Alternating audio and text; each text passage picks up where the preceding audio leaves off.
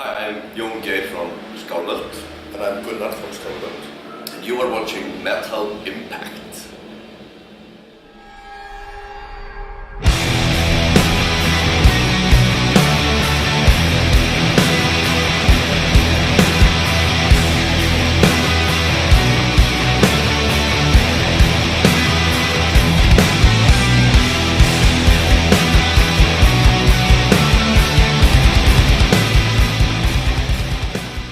Yeah, it's been a great tour, and both crowds have been great, and the bands we're touring with are absolutely wonderful. Great bands and great guys, so it's Great travel partners. yeah, it's been very easy in a lot of ways.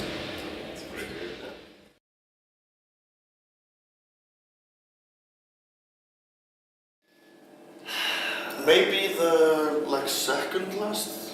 Yeah, usually it has to be the second last day, because the last day is a lot about packing up stuff. We have a lot of rental gear and things, and usually people have flights pretty soon after. So usually there isn't time to have a big party on the last day, but the second to last day.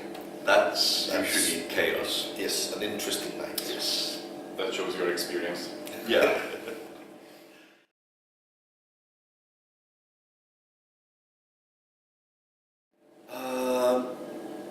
Nothing confirmed, I think. Well, we might be doing a UK and Scandinavian tours in the spring. But apart from that, no, nothing that is actually confirmed.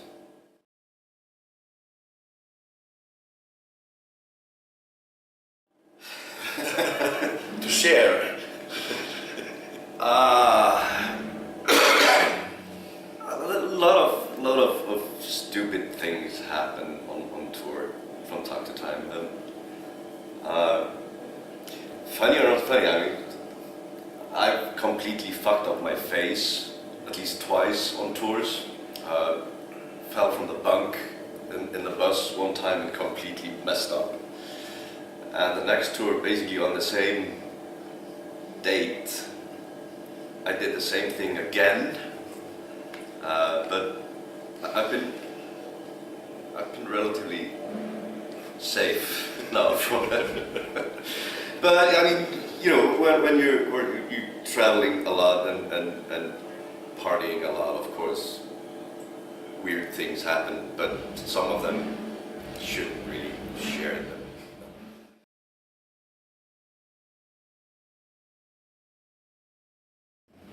Headphones. Yeah. Earplugs and headphones. For privacy. Foot spray. Basically spray for smelly feet, because that is the main enemy of every touring band, is the smell of everyone. Stage clothes of course are not allowed on the bus, because that would just not be healthy. But yeah, it's pretty much that. And today you use your phone to pretty much watch movies and talk to your family and stuff like that. But yeah, headphones, earplugs, and foot spray. That's a list. Yeah. And opas. We always bring a few bottles of opas. It's an Icelandic vodka schnapps thing. It's kind of like menthol. It tastes a bit like coughing syrup, and it's really good for your voice.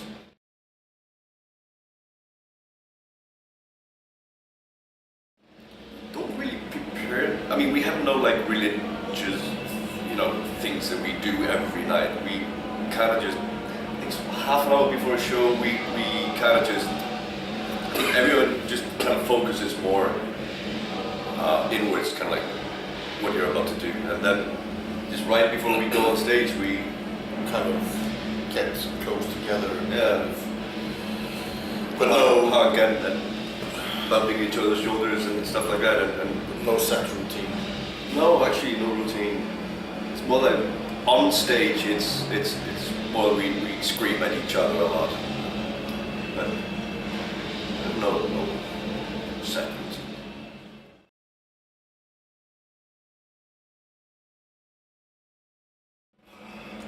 I think we all have our day jobs back home. It's really hard to be a professional musician in Iceland. It's 350,000 people. It's trying to be a professional musician in a Budapest suburb.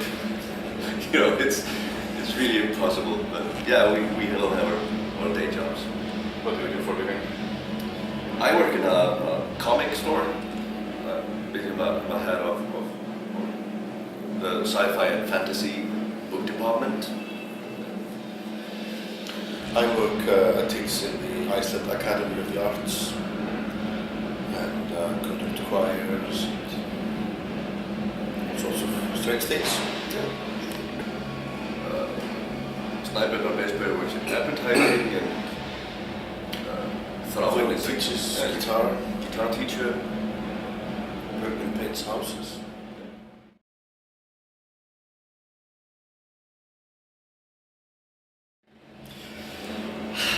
Yeah, I always get a bit like a kid waiting for Christmas. You know, I'm really excited about this.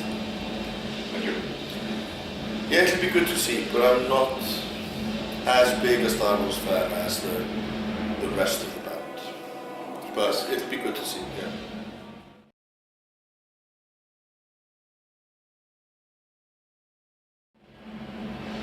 It's a very hard question. I mean, there are a lot of scenes that I would have liked to experience. I mean, late '60s London, you know, Paris in the '20s. I mean, it's more like just scenes and people that you would kind of like to experience more than any specific time. I'm the classical guy. My mind goes, for Austria and Germany in the classical periods, 1600s, 1700s, and so on. But not to live there fully, but kind of just go and visit and meet the big guys. I'm sure they weren't big. I'm sure they were really small. Meet the big-headed guys. Yeah. Big-minded.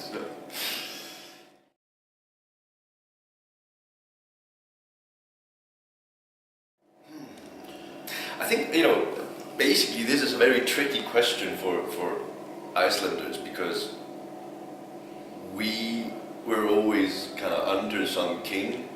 They were all really far away and we didn't really give a shit.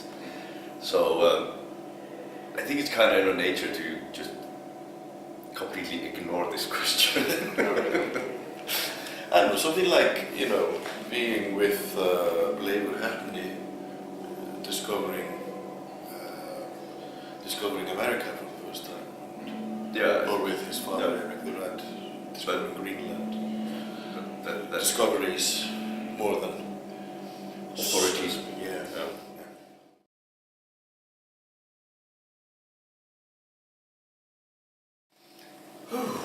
Loki winning a bet by tying his balls to a goat. Yeah. Doing a tug of war between a goat and Loki's balls to make someone laugh to win a bet.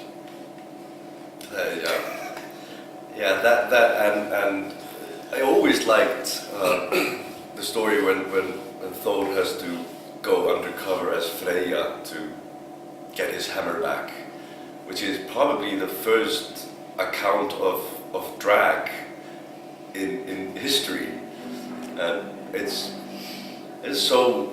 I mean, these stories are just so full of interesting things and twists and turns and characters. It's just amazing.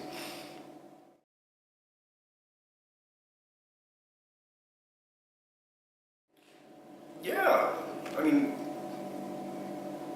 of course. Yeah, in a way. interested, not experts. But No. I mean, like both Kalevala and the Finnish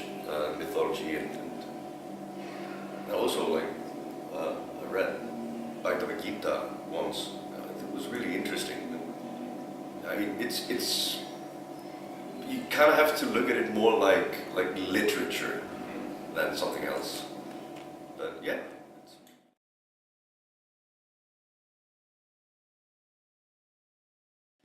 Not really. You always have to draw a line between faith and religion. Those are two very separate things. Faith can be a very good thing, Yes, of course. but the organized religions tend to go wrong. The main Sometimes. I mean, the main thing in everything that comes to like religion or anything else is there is basically just one main rule, which is just don't be an asshole. I mean, do your own, be your own, just don't be an asshole. And that pretty much sums it up.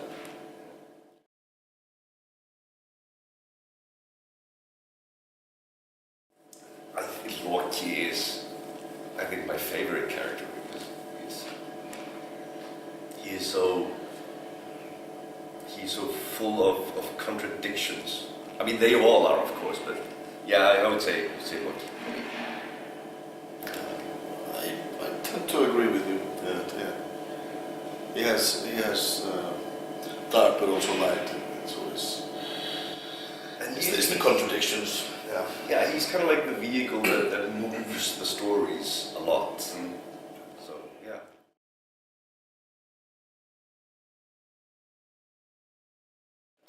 I think I do, yeah.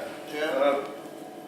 I mean, you can always argue if they learn enough, but yeah, I think kids are quite aware of the stories, and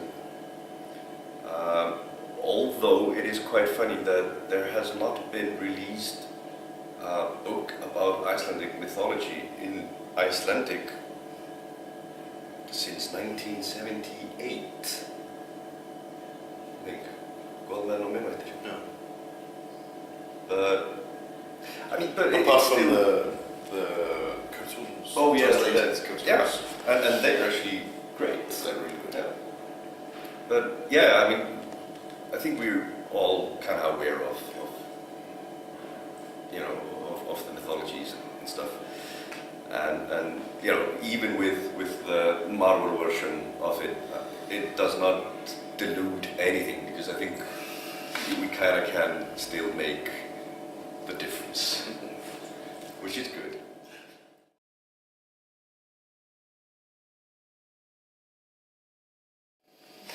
I really like going into the highland, sort of north of the Vatnajökull glacier, where you get this huge, just empty desert with black sand, black volcanic sand and brown pumice, volcanic pumice, and then all of a sudden you come across a green line, you know, along the desert, which is then a clear water river with fresh greens growing along it, and then just black and brown, endless vista.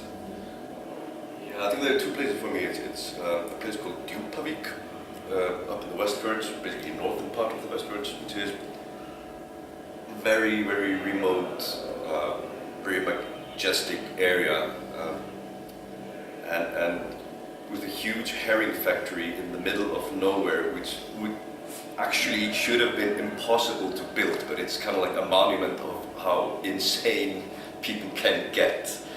And then there's a place called Dýradalur, which is basically just 20 minutes drive from central Reykjavik. And it's a very deep valley in the mountains, and 20 minutes from Reykjavik you can actually get to complete silence. And that's just amazing. I go there a lot actually. It's pretty good.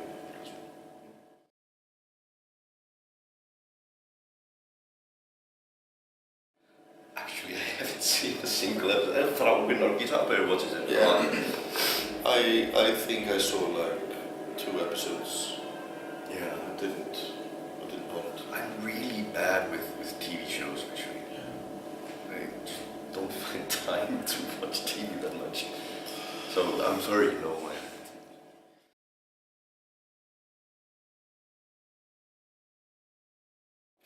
Read, play drums, and hang out with my family. I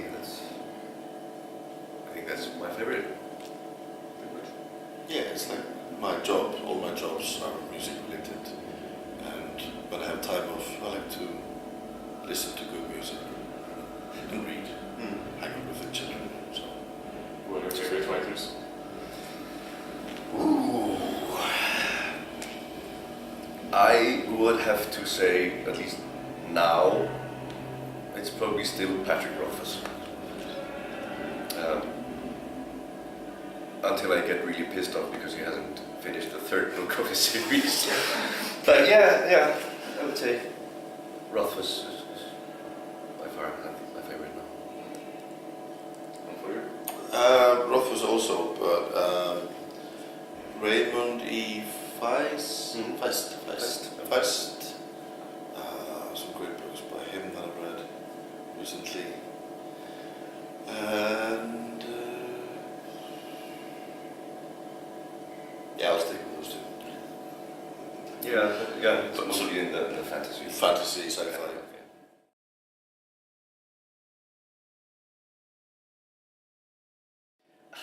A bit. Yeah. A bit. Not really that much. Because I work because I'm a professional geek, I work in a geek store. We have some basically special pre-shows of most like sci-fi or superhero movies. So I tend to see them all. But yeah, no, I'm really, for the last 10 years, I'm really lazy watching movies. I use movies kind of like I use the reading. It's kind of to get your mind away from the everyday job. So I'm not a lot into documentaries and World War II movies or something like that. But there's sci-fi movies, they serve me. Yeah, I think I've seen the beginning of a lot of movies, and then I just fall asleep. So, yeah.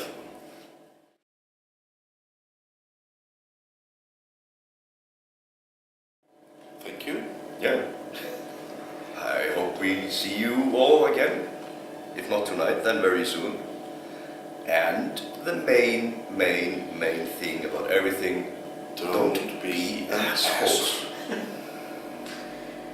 Great, thank you very much. Thank you. Thanks.